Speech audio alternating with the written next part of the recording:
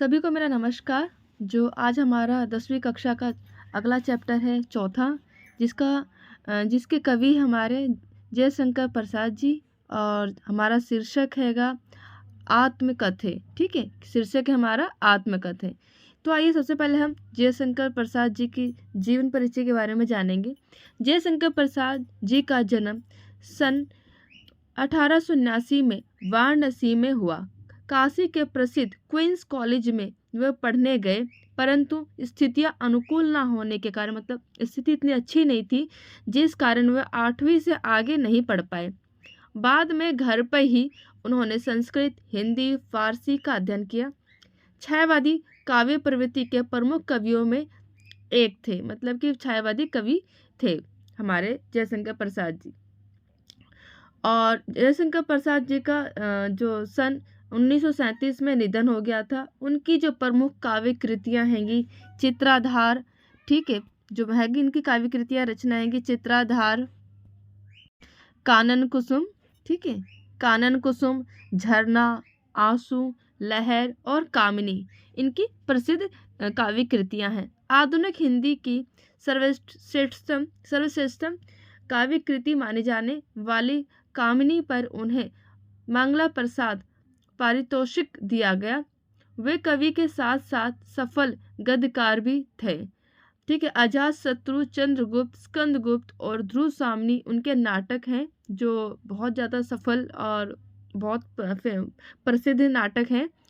और कंकाल, तितली और इरावती उपन्यास है इनके। ठीक है, जो ये दिख रहा है कंकाल, तितली और इरावती इनके उपन्यास है। और आकाशदीप, आंधी और इंद्रजाल इनकी कहानी है। तो इसका मतलब है कि जयशंकर प्रसाद जी ने रचनाओं के अलावा उन्होंने उपन्यास, कहानी, नाटक भी बहुत लिखे हैं उन्होंने। ठीक है, तो प्रसाद जी का साहित्य जीवन जो कोमलता और माधुर्य शक्ति के ओज का साहित्य माना जाता है। छायावादी कवि की अतिशय काल्पनिकता, सौंदर्य का सूक्ष्म चित्र, प्रकृति प्रेम, देश प्रेम शैली की लाक्षणिकता उनकी कविता में प्रमुख विशेषता है। मतलब उनकी कविताओं में काल्पनिकता, सौंदर्य, प्रकृति प्रेम, देश प्रेम आदि की उनकी कविताओं में झलकता है। इतिहास और दर्शन में उनकी गहरी रुचि थी, जो उनके साहित्य में स्पष्ट दिखाई देती है। तो आगे देखते हैं। तो उन्होंने प्रेमचंद के संपादन में हंस पत्रिका का एक आत्मकथा विशेषांक निकालना तय हुआ था। प्रसाद जी के मित्रों ने आग्रह किया कि वे भी आत्मकथा लिखें, और प्रसाद जी इससे सहमत न थे, और इसी असहमति के तर्क से पैदा हुई कविता आत्मकथा। मतलब कि सबने बोला था उनके दोस्तों ने कि आत्मकथा लिखे, मगर इस चीज़ को लेके वह असहमत थे, मतलब सहमत थे, और उससे उनकी जो कविता निकली थी आत्मकथा। ये कविता पहली बार 1932 में हंस के आत्मकथा विशेषांक में प्रकाशित हुई और छायावादी शैली में लिखी गई। कविता में जयशंकर प्रसाद ने जीवन के यथार्थ और अभाव की पक्ष में मार्मिक अभिव्यक्ति की है। छायावादी सूक्ष्मता के अनुरूप ही अपने अनुभवों को अभिव्यक्ति करने के लिए जयशंकर प्रसाद ने ललित और सुंदर एवं नवीन शब्दों, ठीक है, बिंबों का प्रयोग किया, और इन्हीं शब्दों और बिंबों के सहारे उन्होंने बताया कि उनके जीवन की कथा एवं सामान्य व्यक्ति के जीवन की कथा है। मतलब कि उन्होंने जो अपने कथा लिखी आत्मकथा, तो जो अन्य जो सामान्य व्यक्ति होते हैं उन्हीं की तरह उनकी भी जीवन कथा है। इसमें ऐसा भी कुछ नहीं है कि जिसे महान रोचक मानकर लोग वाह वाह करें। कुल मिलाकर इस कविता में एक तरफ कवि द्वारा यथार्थ मतलब जीवन में जो हकीकत होता है, यथार्थ की स्वीकृति है, और दूसरी तरफ एक महान कवि की विनम्रता भी दिखाई गई है। तो आइए हम उनके द्वारा लिखे गए आत्मकथा के बारे में जानेंगे, जो उन्होंने अपने इस हमारे पाठ्य पुस्तक में दी गई है। तो आइए पढ़ते हैं। तो ये हमारे यहाँ पे आत्मकथा है। तो हमारा सबसे पहले यहाँ से स्टार्ट होता है। मधुप गुनगुना कर कहा जाता कौन कहानी यह अपनी, मुरझा कर गिर रही पत्तियां देखो कितनी आज घनी। तो इसमें हमारे कवि जयशंकर प्रसाद जी अपने मन को भंवरे की संज्ञा दी है उन्होंने, और वह गुनगुना कर पता नहीं क्या कहानी कह रहा है। ठीक है, जो लिखा गुनगुना कर कह रहा है कौन अपनी ये कहानी, तो वो अपनी संज्ञा भंवरे की तरह बता रहे हैं। तो कहते हैं गुनगुना कर पता नहीं क्या कह रहा है कहानी, मुरझा कर गिर रही है पत्तियां देखो कितनी आज घनी। तो वो ये कहना चाहते हैं कि यह नहीं समझ पा रहा है कि वह अपनी जीवन गाथा की कौन सी कहानी कहे, क्योंकि उसके समीप मुरझाकर गिरते हुए पत्ते जीवन की नश्वरता का प्रतीक है। ठीक इसी तरह मनुष्य का जीवन भी एक ना एक दिन समाप्त हो जाता है। तो कहना चाहते हैं कि जीवन एक ना एक दिन समाप्त हो जाता है। तो मैं क्या कहूँ, किस तरह की कौन सी कहानी बताऊँ मैं अपने बारे में, तो आगे देखेंगे। अगली हमारा यहाँ से ये यहाँ से, ठीक है। इस गंभीर अनंत नीलिमा में असंख्य जीवन इतिहास, यह लोग करते ही रहते हैं अपना व्यंग मलिन उपहास। तो कवि के अनुसार ये नीला आकाश जो है, नीला आकाश जो अनंत तक फैला हुआ है, उसमें असंख्य लोगों ने अपने जीवन इतिहास लिखा है। तो कहते हैं ना कि अनंत नीलिमा मतलब नीले आकाश में, ठीक है। अनंत मतलब ऐसा है कि पूरे आकाश में जो इसका अंत नहीं है, इस आकाश में अनंत मतलब असंख्य लोगों ने अपना जीवन लिखा, जीवन इतिहास लिखा है। ये लोग करते ही रहते हैं, ये लोग करते ही रहे अपना व्यंग मलिन उपहास। तो कहते हैं कि जिसे पढ़ कर कभी ऐसा प्रतीत होता है कि मानो कि उन्होंने स्वयं ही आत्मकथा लिखकर खुद का मजाक उड़ाया है, लोग इन्हें पढ़कर उन पर हंस रहे हैं। ठीक है, तो ऐसे मतलब कवि कहना चाहते हैं कि लोगों ने अनंत लोगों ने इतिहास लिखा, अपना जीवन के बारे में लिखा है, मगर लगता है कि जैसे कि वो अपने ही बारे में व्यंग लिख रहे हैं और उनको पढ़ के हंस रहे हैं। तो आगे देखेंगे, ठीक है। ये आगे हमारा, ठीक है, ये वाला है। तब भी कहते हो कह डालूं दुर्बलता अपनी बीती, तुम सुनकर सुख पाओगे देखोगे ये गागर रीति। तो कवि ये कहना चाहते हैं कि कभी अपने मित्रों से प्रश्न करने के लिए बाध्य हो जाते हैं, क्योंकि उनके मित्र उनको आत्मकथा लिखने के लिए कहते हैं, तो अपने मित्र को कहने के लिए बाध्य हो जाते हैं कि तब भी मतलब कि हाँ, तुम सुनकर सुख पाओगे देखो ये गागर रीति। तो कहते हैं कि मैं भी अपने जीवन की सारी दुर्बलता लिख डालूं, जिन्हें पढ़कर तुम लोग मेरे जीवन के खाली गगरी को देखकर मजाक उड़ाओगे, मजाक बनाओगे। तो इस प्रकार से उन्होंने अपने बारे में लिखा है कि आपने कहा है कि लिखने के लिए, तो ठीक है, मैं अपनी दुर्बलता के बारे में लिखता हूँ, अपने जीवन की जो ऐसी चीज़ें हैं कि तुम्हें पढ़ के आपको जो मेरी खाली गगरी, मेरी खाली जीवन को देखकर तुम्हें मजाक उड़ाने को मिलेगा। तो आइए आगे देखते हैं। आगे हमारा यहाँ से स्टार्ट है, ठीक है। किंतु कहीं ऐसा ना हो कि तुम ही खाली करने वाले, अपने को समझो मेरा रस ले अपनी भरने वाले। तो कवि यहाँ कहना चाहते हैं, जिन मित्रों ने कवि से आत्मकथा लिखने का आग्रह किया था, उनसे ये कह रहे हैं किंतु यही ऐसा ना हो कि तुम मतलब कि अपने दोस्तों को कह रहे, तुम ही खाली करने वाले, अपने को समझो मेरा रस ले अपने भरने वाले। तो अपने मित्रों से आग्रह उन्होंने किया है कि कवि कहते हैं कि मेरी आत्मकथा पढ़कर मेरे जीवन की गगरी खाली देखकर कहीं ऐसा ना हो कि तुम मेरे दुख के कारण समझ बैठो कि ये सोचने लग जाओ कि तुम ही ने मेरे जीवन रूपी गगरी को खाली कर दिया। उन्होंने कहा कि मेरे इस जीवन जो खालीपन है उसको तुम पढ़ के तुम अपने पे ना सोचो कि तुमने मेरे जीवन को इसलिए खालीपन महसूस करोगे कि आपने इस प्रकार से कर दिया है। तो आइए आगे पढ़ते हैं, ठीक है। आगे है यहाँ यह से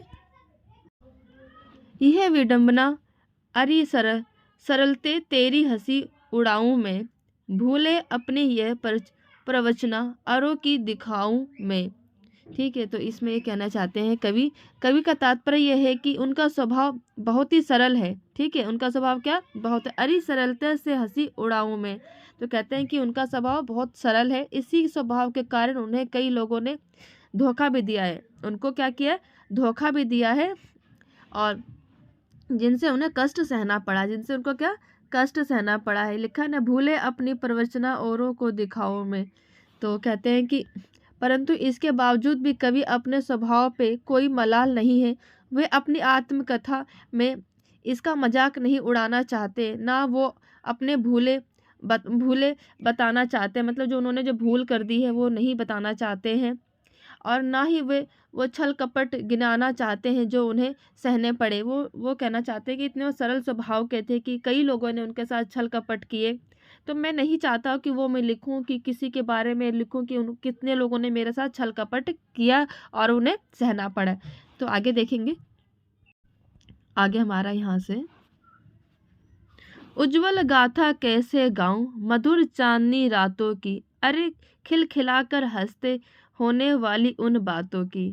तो कवि कहना चाहते हैं, कवि के अनुसार वे रातों और हसीन लम्हे, उनके साथ जो उनकी रातें हसीन लम्हे थे जो उन्होंने अपनी प्रेमिका के साथ बिताए थे, वे साथ में हंसकर ही गई मीठी बातें उन्हें, जैसे कहना चाहते हैं ना, उज्जवल गाथा कैसे गाओ मधुर चांदनी रातों की। तो उन्होंने जो अपनी प्रिय के साथ उन्होंने हंसी मजाक किए थे, मीठी बातें किए थे, निजी अनुभव है उनके, क्या है वो निजी अनुभव है। ठीक है, तो अरे लिखा कर हंसने से उनकी होने वाली उन बातों की। तो कहना चाहते हैं वे अनुभव कैसे और क्यों अपनी आत्मकथा में लिखकर लोगों को सुनाए। कहते हैं कि मेरे निजी अनुभव है तो मैं क्यों वो लिखकर लोगों को सुनाऊं, मैं मेरे निजी अनुभव है। तो यही तो उनके जीवन की पूंजी है, सिर्फ सिर्फ और उनका ही हक है। कहते हैं सिर्फ और सिर्फ मेरा ही हक है, मैं दूसरों को ये लिख के क्यों हंसाना चाहूँ, वो मेरा खुद का अपना अनुभव निजी अनुभव है, तो मैं लोगों को क्यों अपने निजी गाथा सुनाऊं मैं। तो आगे देखेंगे, आगे हमारा यहाँ से मिला कहाँ वह सुख जिसका मैं स्वप्न देखकर जाग गया, आलिंगन में आते आते मुस्काए कर जो भाग गया। तो कवि कहना चाहते हैं जीवन भर कवि ने जिन सुखों की कल्पना की है, मतलब वो कल्पना रातों में सपना देखते थे और जगते ही वो चले जाते थे, मतलब खाली वो सपना ही देखते थे, कल्पना ही करते थे, जिसके सपने देखकर कभी कभी जाग जाते थे। क्या करते थे वो, लिखा ना, मिला कहाँ वह सुख जिसका मैं स्वप्न देख कर जाग गया। जब भी स्वप्न देखते थे और उनको प्रतीत होता कि मुझे सुख मिल रहा है, जब भी जागते थे तो आलिंगन में आते आते तो उसको गले लगाने लगते, तो क्या करते थे, मुस्काए कर जो भाग जाता, मुस्कुरा के क्या वो भाग जाता, वो सुख क्या उनसे दिखाता और चला जाता। आलिंगन मतलब जो गले लगाने लगते तब। तो कवि कहते हैं कि सपने कभी कभी जगा कर जाता, उन्हें उन्हें उनमें से कोई भी सुख उन्हें नहीं मिला, उनमें से कोई सुख उनको नहीं मिला, खाली उन्होंने सपने देखे। कवि ने जब भी अपने हाथों को फैलाकर अपनी प्रेमिका को अर्थात उन सुखों को गले लगाना चाहा, तब तब उनकी प्रेमिका मुस्कुराकर वो भाग गई है। तो कवि कहते हैं कि मैं खाली जीवन में खाली सपने ही देखता रह गया, मैं चाहा जब भी उसको सपने मतलब गले लगाना, खुशियों को पाना, वो क्या करे, उनकी जो प्रेमिका उनको मुस्कुरा कर उनसे भाग गई। तो आगे देखेंगे, आगे हमारा है जिसके अरुण कपोलों की मतवाली सुंदर छाया में अनुरागिनी उषा लेती थी निज सुहाग मधुमाया में। तो कवि कहते हैं कि कभी अपनी प्रेमिका की सुंदरता का बखान करते हुए कहते ना कि उनकी ये सुंदरता, लिखा ना, करुण कपोलों की मतवाली सुंदर छाया। तो अपनी प्रेमिका का बखान करते हैं सुंदरता का कि अनुरागी उषा लेती है थी निज सुहाग मधुमाया में। तो प्रेमिका के जो लाल लाल गाल है, तो कपोल मीन्स होता है गाल, कपोल का मतलब होता है गाल, ठीक है, कपोल का मतलब गाल। तो उनके जो लाल लाल गाल इतने सुंदर थे कि उषा मतलब सूर्य की रोशनी, उषा भी उनकी ललिमा उन्हें उधार लगती है, मतलब कि जो उषा की ललिमा भी उनको उधार सी लगती है। ठीक है, तो आगे देखेंगे, आगे है, तो आगे हमारा हैगा यहाँ से, ठीक है, उसकी स्मृति पाथे बनी है थके पथिक की पंथा की, सीवन को उधेड़ कर दिखोगे क्यों मेरी एक कंथा की।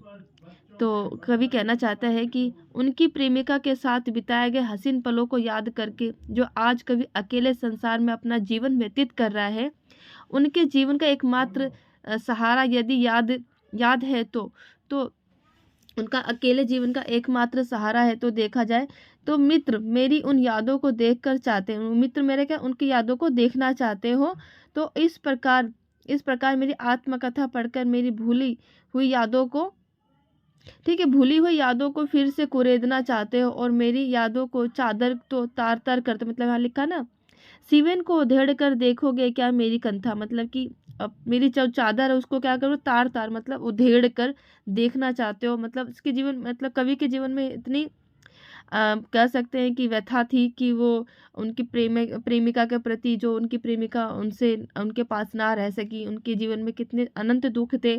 तो कहते हैं कि अपने दोस्तों से कहते हैं कि आप मेरे सीवन को उधेड़ कर देखोगे मेरी कथा, मतलब मेरी कथा देखोगे, मतलब वो कहना चाहते हैं कि यादों को फिर से कुरेदना चाहते हो और मेरी यादों की चादर, जो यादों की चादर है, चादों को तार तार करना चाहते हो। आगे देखेंगे, ठीक है, आगे हमारे छोटे से जीवन की कैसी बड़ी कथाएं आज कहूँ, क्या ये अच्छा नहीं कि औरों की सुनता मैं मौन रहूं। तो कवि कहना चाहते हैं जयशंकर प्रसाद जी की ये महानता का पता चलता है कि उनकी महानता का पता चलता है कि उनके अनुसार जीवन बहुत ही सरल है और सादगी से भरा है। ये स्वयं को तुच्छ मनुष्य मानते हैं। उनके अनुसार जीवन में ऐसा कोई कार्य नहीं जिससे वह खुद के बारे में बड़ी बड़ी यश या गाथाएं लिख सके, इसलिए वो चुप रहना चाहते हैं। वो कहते हैं मेरे जीवन में ऐसे कुछ बड़ी बड़ी बातें नहीं हुई, सामान्य मेरे जीवन में बातें हुई है, तो मैं इस प्रकार से मैं बड़ी बड़ी बातें नहीं लिखना चाहता हूँ और जिससे कि वो खुद के बारे में बड़े बड़े यश गाथाएं लिखे, इसलिए वो चुप रहना चाहते हैं और उचित समझना चाहते हैं और दूसरों की गाथाएं सुनना चाहते हैं। ठीक है, ये लिखा है, क्या अच्छा नहीं कि औरों की सुनता सुनता मैं मौन रहूं, मैं दूसरों की गाथाएं सुनूं और मौन रहूं। ठीक है, वो कहते छोटे से जीवन की कैसी बड़ी गाथाएं आज लिखो। कहते कि मेरा सा छोटा सरल जीवन है तो मैं इसके बारे में क्या लिखूं, इससे अच्छा है कि मैं औरों की सुनूं और मौन रहूं। तो आगे देखेंगे,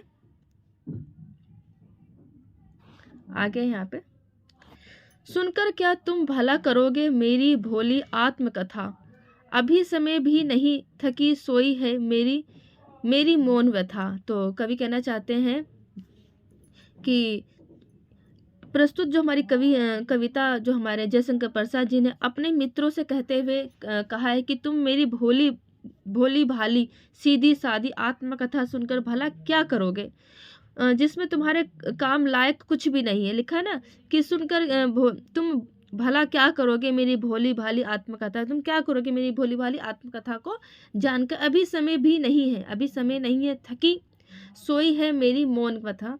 ठीक है, तो कहना चाहते हैं कि तुम्हारे लायक कुछ भी नहीं है, मैंने ऐसा कोई महान कार्य नहीं किया है जिसका वर्णन मैं कर सकूं। कहते हैं कि मैंने ऐसा कोई महान कार्य नहीं किया है जिसका मैं वर्णन कर सकूं।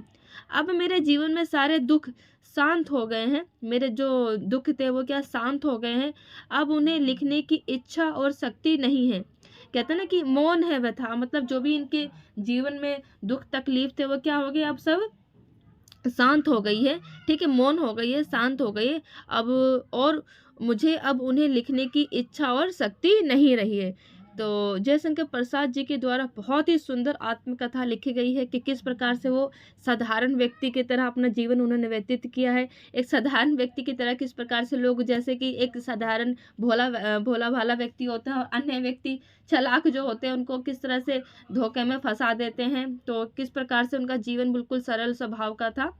तो आज हमने ये हमारी कथा खत्म हो गई, आत्मकथा जो हमारे जयशंकर प्रसाद जी के द्वारा लिखी गई थी। आप सब ऐसे पढ़ते रहे, आगे बढ़ते रहे। आप सबका बहुत बहुत धन्यवाद और आप सब ऐसे केवीएस की तैयारी करते रहे, आप सबको सफलता जरूर मिलेगी। थैंक यू, आप सबका दिन शुभ हो।